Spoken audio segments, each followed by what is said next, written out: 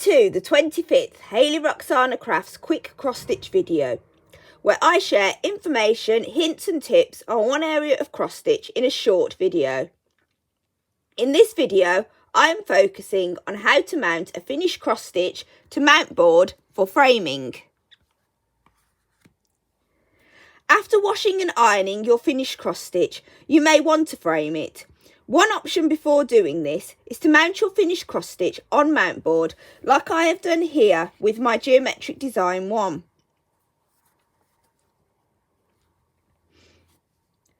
This can then be put in a frame like I did here.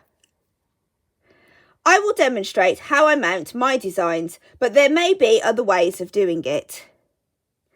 Mounting your finished cross-stitch to acid-free Mountboard before framing can help give your finished piece a more professional look. This is a piece of Mountboard. Mountboard can be purchased from a variety of craft and stationery stores and comes in a variety of colours and sizes. This is a leftover piece from an A3 sheet. It can work out more cost effective to buy a larger sheet and cut it down to size, especially if you have several finished cross stitches you want to mount. It is recommended to buy acid-free Mountboard, as acid can cause discoloration to thread and fabric over time. The colour of Mountboard to buy depends on the colour of the fabric you are mounting. The cross stitch I am going to be mounting is stitched on white fabric, so white Mountboard is best. But if you had stitched on black fabric, then black Mountboard would be better. Matching the Mountboard to the fabric minimises show through the fabric. So when mounting your cross stitch to Mountboard, the first thing to do is cut the Mountboard to size. You want the Mountboard to be slightly smaller than the frame you have chosen. For my geometric designs, I chose a 5 by 7 inch frame. And to decide on the size to cut my Mountboard, I just use the paper insert from inside it. And I measured this and then cut a rectangle the same size from my Mountboard. If it hasn't got a paper insert in size, you could use the back of the frame.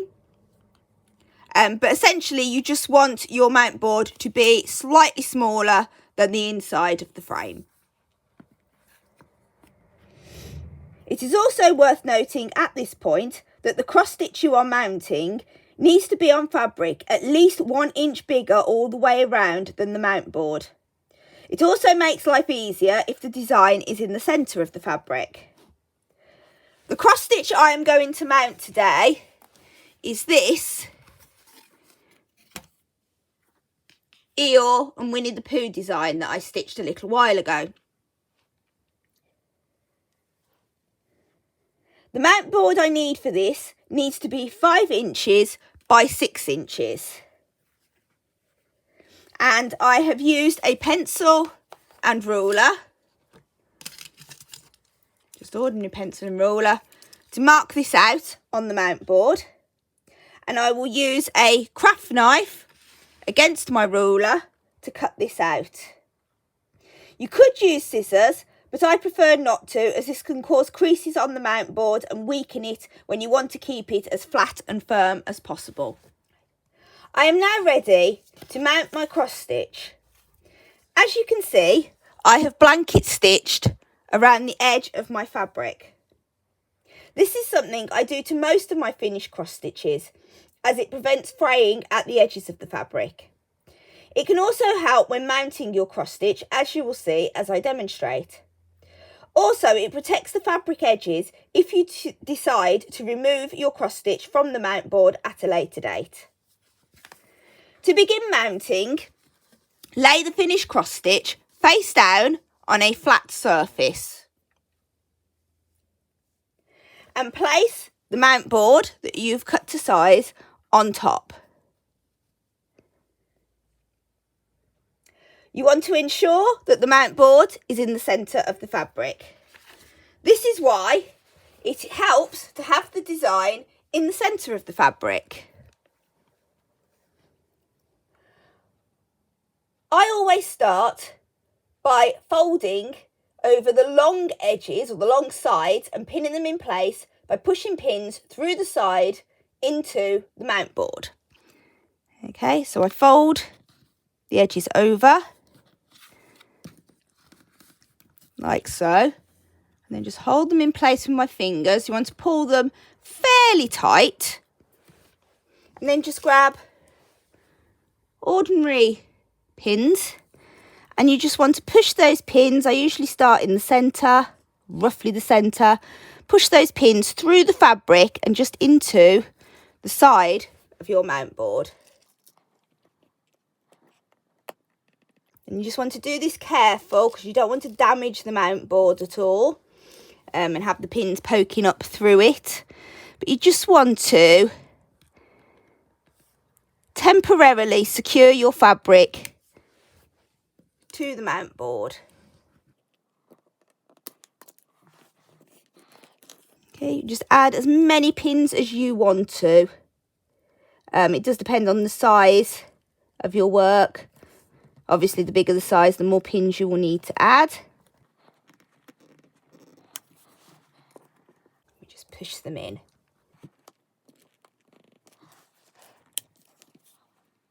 You then just want to check that you are happy with the position of your design on the front, that it's in the centre.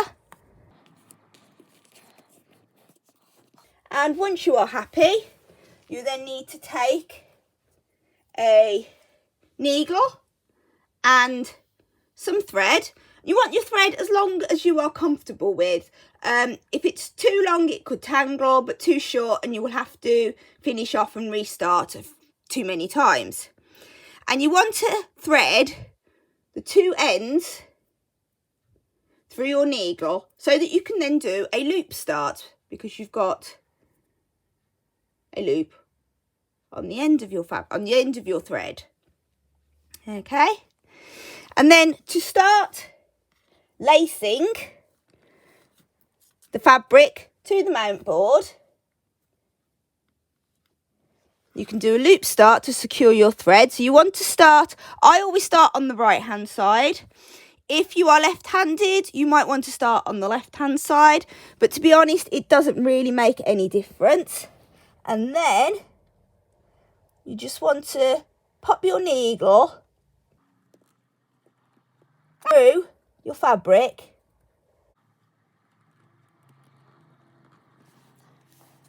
like so. Pull that through, and then to do the loop start, before you've pulled the thread all the way through, you just want to catch that tail end like so, so that as you pull that thread then through properly, it's not going to come all the way through your fabric, it's attached there.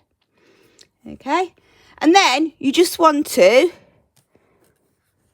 alternate between the sides that you push your needle through. And I do use the back stitches to help guide where I'm going to push the needle through. So just take your needle up, pull the thread through at the top of your work, and then you want to repeat that at the bottom of your work. Okay, and you can take it through as close together as you want. You want to make sure that it's going to lace your fabric tightly to the board, but at the same time you don't need to go through every space where you've got a blanket stitch. Okay, and you don't even have to use the blanket stitches, just spread the thread out. You do have to watch you don't catch your pins. Okay, it's just alternating the sides you are working through. And once you have done a few stitches, you just want to pull them nice and tight. Okay, and you just keep going all the way across until you are in line with the edge of the mount board on the other side.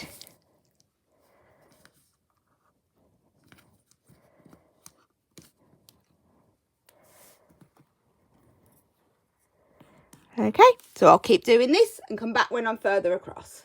So as you are going along, you want to make sure that you're keeping these lines of thread quite tight. But when you get to a point where you're sort of running out of thread and can't really do any more, just go back along and just give some of these just a little bit of an extra pull, just to make sure that your work is nice and tight around that mount board. Yeah, as you can see, there's a little bit of give in some of these threads. So if you just give them a little bit of an extra tug, just to make sure they're tight. You don't want to pull too tight because you don't want to sort of distort the fabric too much. But you just want to pull them tight enough that they're going to hold together once the pins are removed. And then this is where I use my back stitches again, but you could easily just slip your needle into the fabric. I try and avoid going under these like legs, I suppose you can call them, with the lacing bits. But then just to tie your thread off, I slip my needle under the blanket stitch, like so. Take the thread and just wrap it around the needle. I only ever do this once. You can do it more than once if you really want to, but once I find is sufficient. And then just pull your needle through, and you want to make sure that you're holding the thread quite firmly at the bottom, just to stop these bits of lace from loosening as you're doing it. And just pull that tight, like so. And then I usually just leave that bit of thread attached for now, and I'll pull it down like so. And then just thread up some more thread into your needle. Do a loop start again at the bottom where you have finished, where you last finished your lacing, and just continue all the way along. Once you have laced in the one direction, you then need to repeat the process in the other direction. So start by pinning again. So fold over your ends. Now just try to tuck those corners in as much as possible. Hold it tight and pop the pins through the sides into the mount board through the fabric, just as you did before.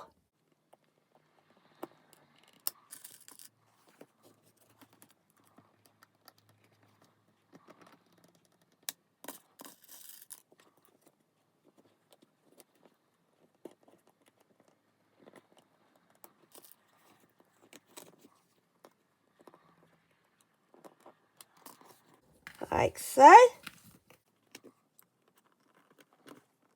And then take your needle and thread, do your loop start at the bottom, and this is where having a sharper needle can help, as you are going through a couple of layers just on these corner bits. Okay, so you just want to do that loop start again, so pull it through, catch the end of your doubled over thread, making sure that needle goes through that loop just to secure the thread in place, and then repeat the lacing process exactly as you did before, going through the top, watching for those pins. This is where it's awkward at the beginning, so you just need to watch you don't catch your pins. You can take the side ones out if you want at this point. I just haven't done. Okay, attach it through and then through the bottom exactly as you did before.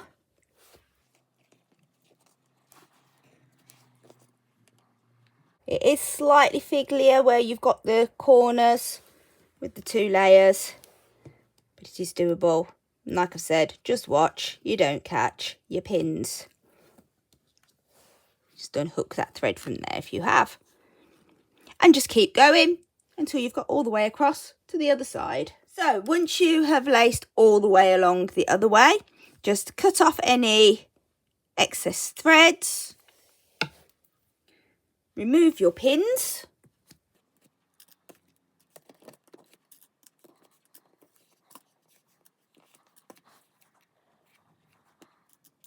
And there is your finished mounted cross stitch.